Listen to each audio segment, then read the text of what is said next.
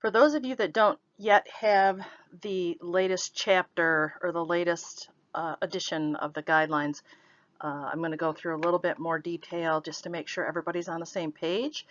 If you do have the book, then you'll want to perhaps point to some spots and highlight some areas because they'll have some quiz questions about this. So this particular chapter is going to be a review about theories and strategies for promoting exercise.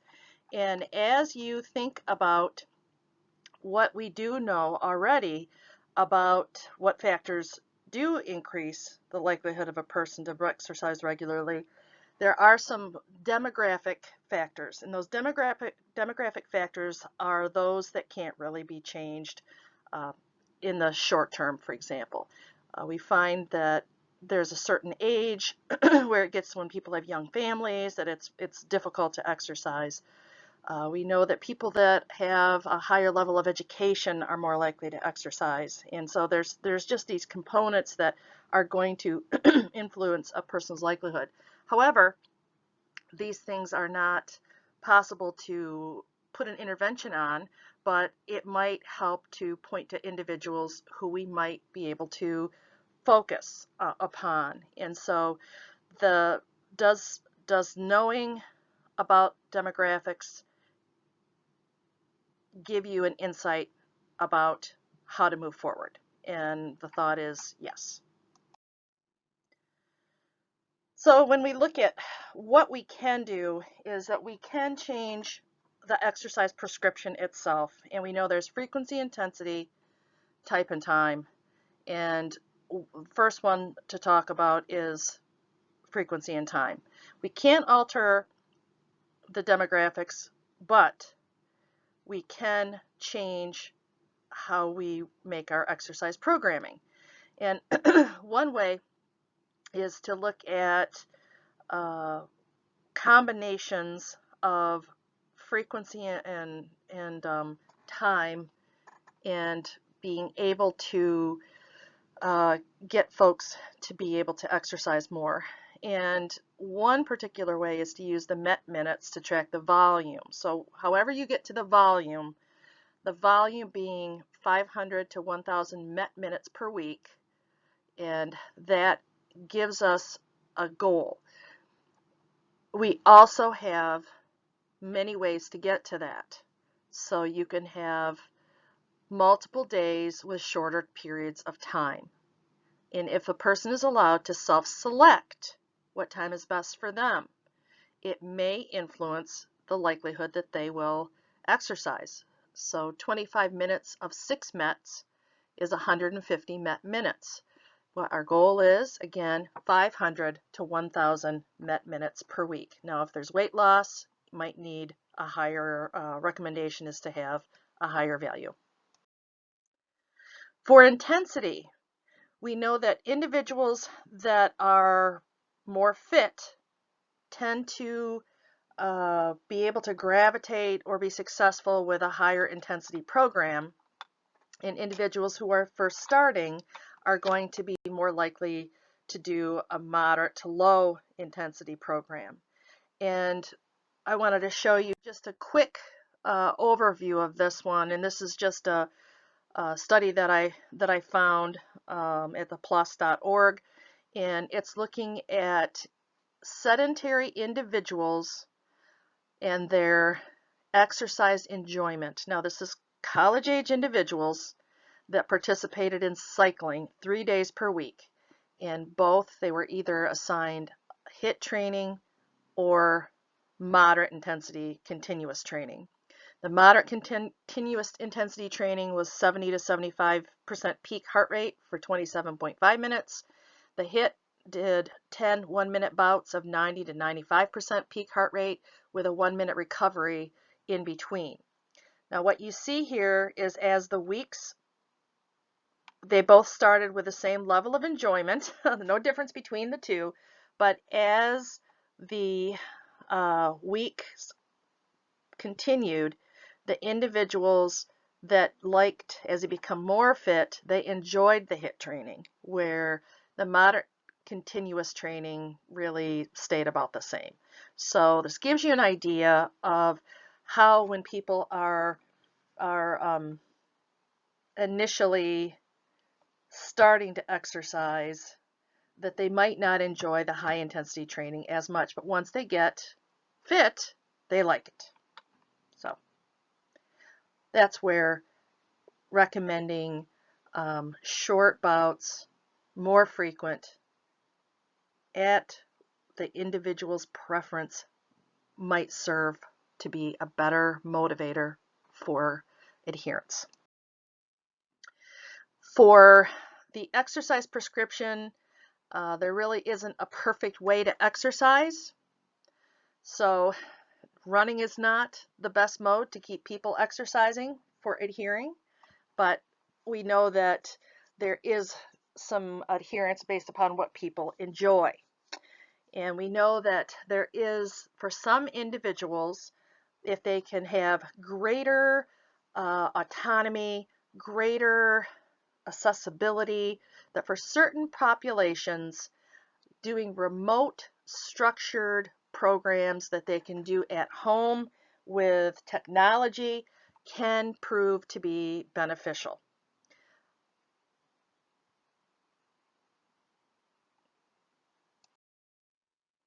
So here's some example about exercise and opportunities, and I just picked a few of them and looked at some costs. So that mirror, which is pretty cool. I guess when you open that up, and in some of them there's dumbbells and whatnot, which is pretty cool.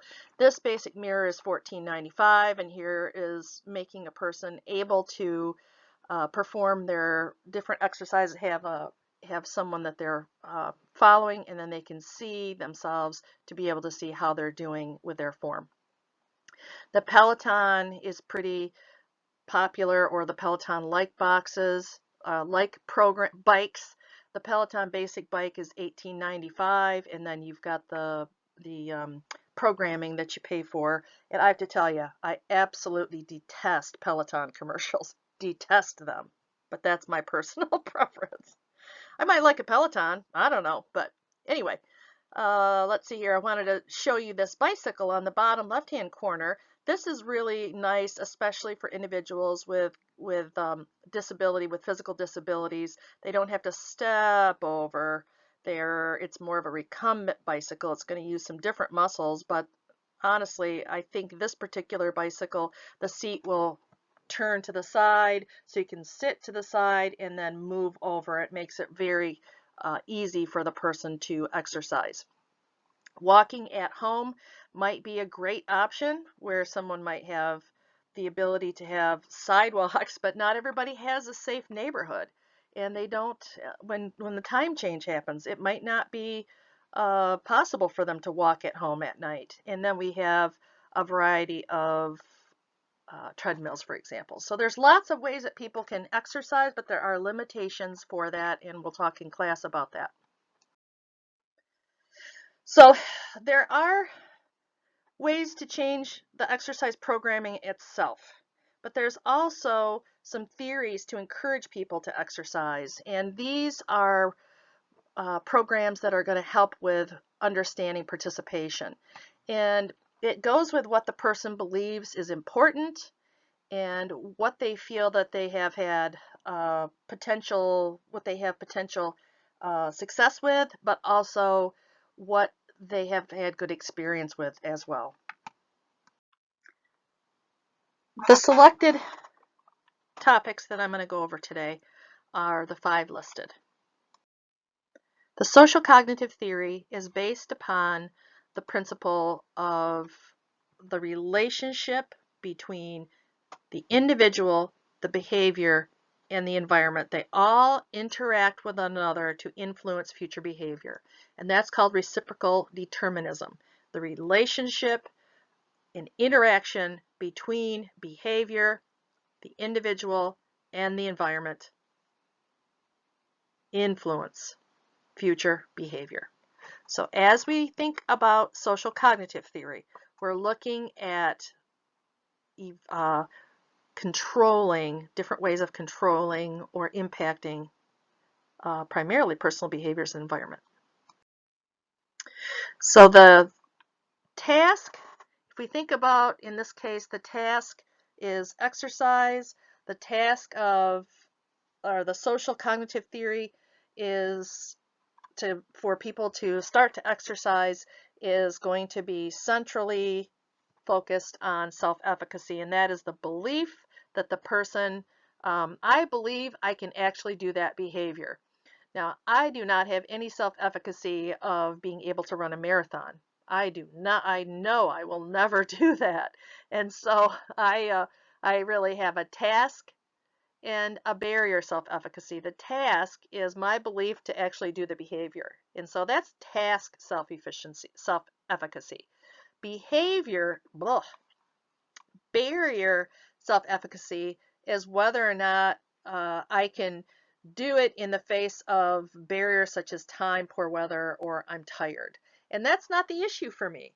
I physically, my osteoarthritis in my knees ain't gonna happen, right?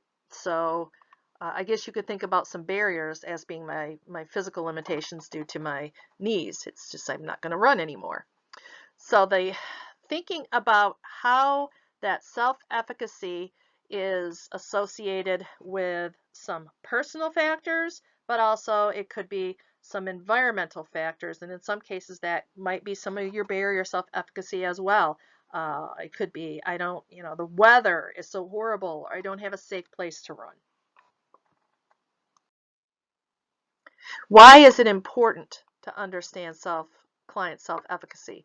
Well, if you have a better or a high level of self-efficacy, a person is going to try harder, they're going to be more persistent, and they're going to be able to overcome those barriers that come into play. And we know as far as physical activity, self-efficacy is really important for prediction of sticking to it.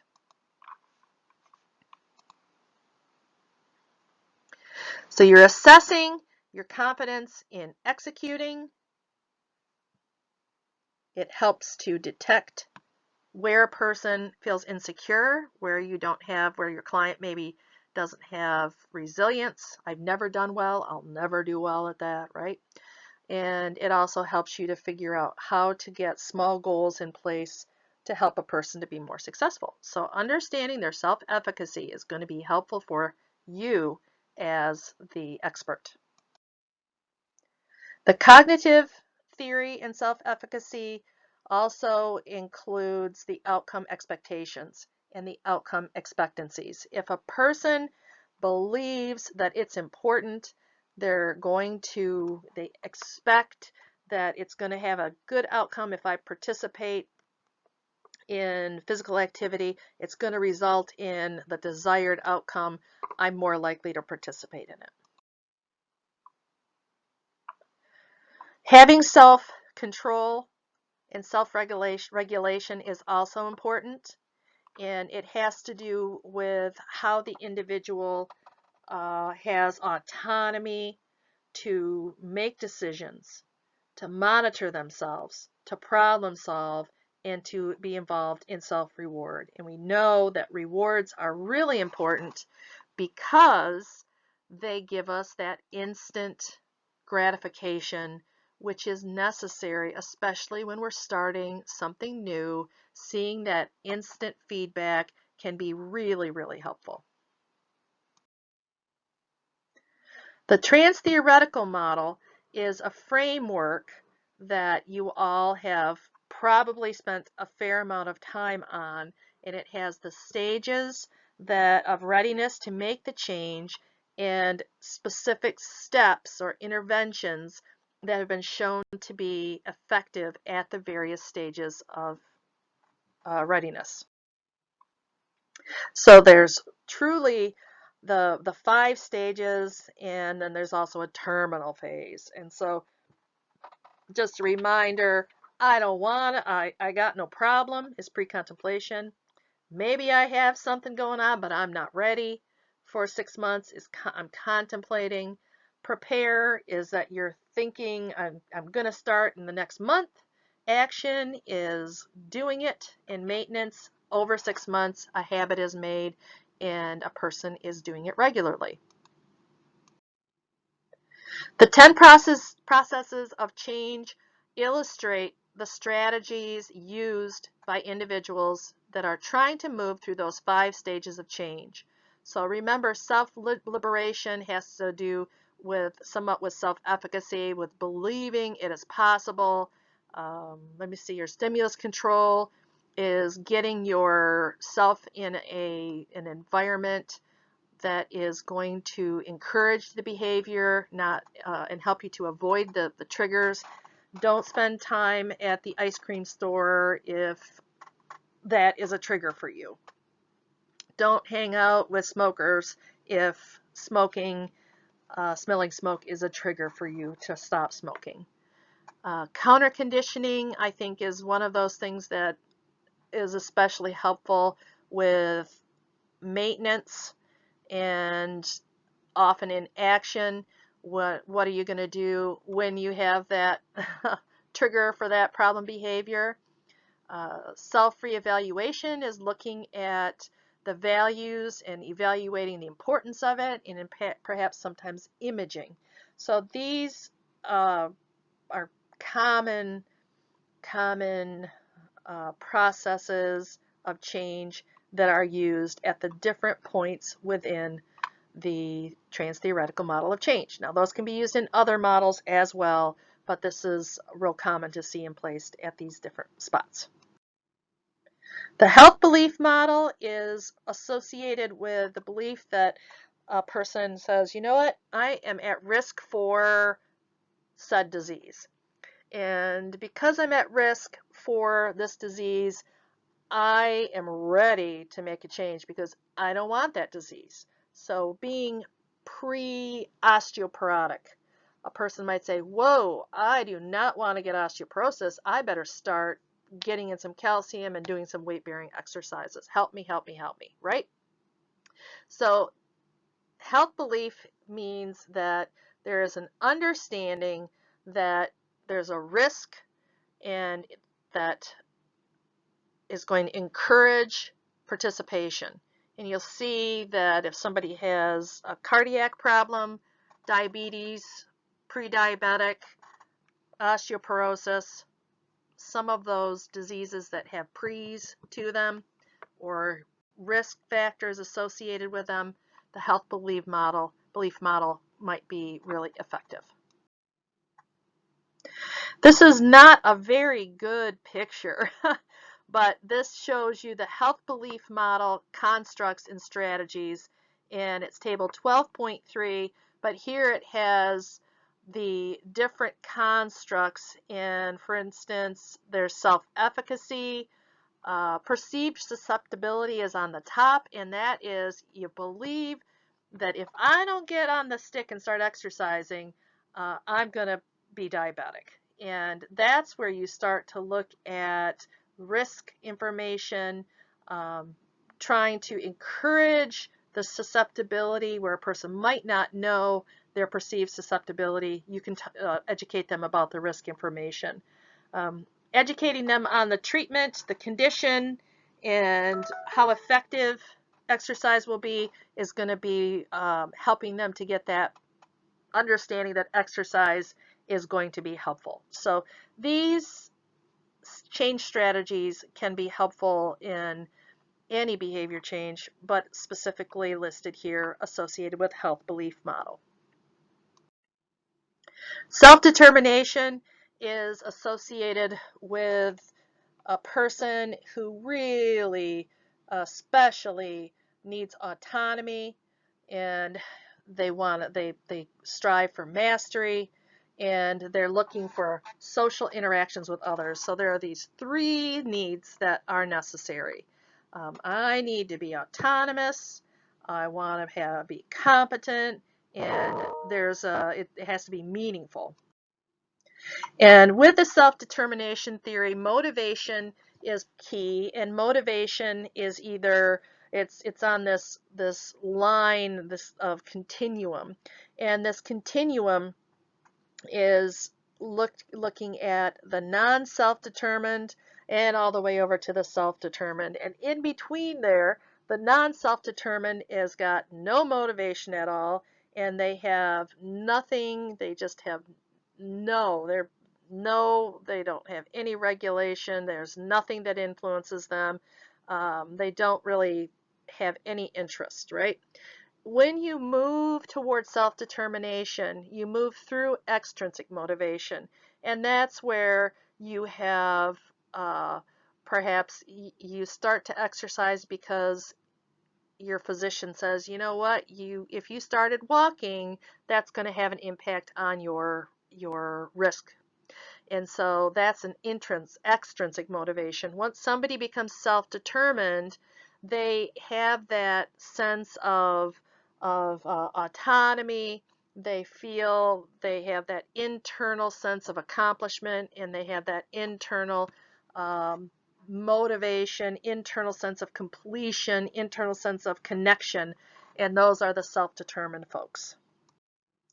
That type of theory is identifying that rewards may not be very effective because rewards are going to be more extrinsic motivation. I think when you work with individuals that have risk of a disease, which is what this class is about, self-determination theory might not be quite as impactful. However, autonomy is always a good thing. Sometimes your client just says, tell me what to do. But most people really are going to want to feel like they have some choice. They want to feel like they're doing something, they're improving, that they're getting some benefit, and that there's enjoyment involved. So there are some points to the self-determination theory that I think we can apply. The social ecological model, this is an example, that's going to be in table 12.4 is where you're going to find some information. I like this picture because it visually identifies that you are not, that you have those factors of risk, ethnicity, biological factors. I have my individual traits, and I have the biology of the disease, and I have I have behaviors that I do personally that are influenced by those factors. Well, as we look out, my behavior is not just a result of what's inside of me. I am also influenced by people around me. My social realm, my family, whether or not I have connections in the community. And as we move on in life, when you start out into adulthood, you'll find that you get more layers of connection over time. And the social, family, and community networks also influence your behavior. And also, there's another level of your working conditions. It can be your employment status, so if you have a job or don't have a job, if you have services available, if your working, living environment influences or encourages opportunity, that's going to be helpful. Let's see here. We also have the broad social, economic, cultural, health, and environmental conditions and policies at the global, national, state, and local levels. Think about smoking cessation programs. Thinking about what's going on in, you can't smoke on an airplane. You can't vape in class. There are layers of influence that go from inside your house out into the global environment. And this particular model indicates that there are many layers that impact your behavior. And it's more likely interventions that target multiple layers are going to be more effective.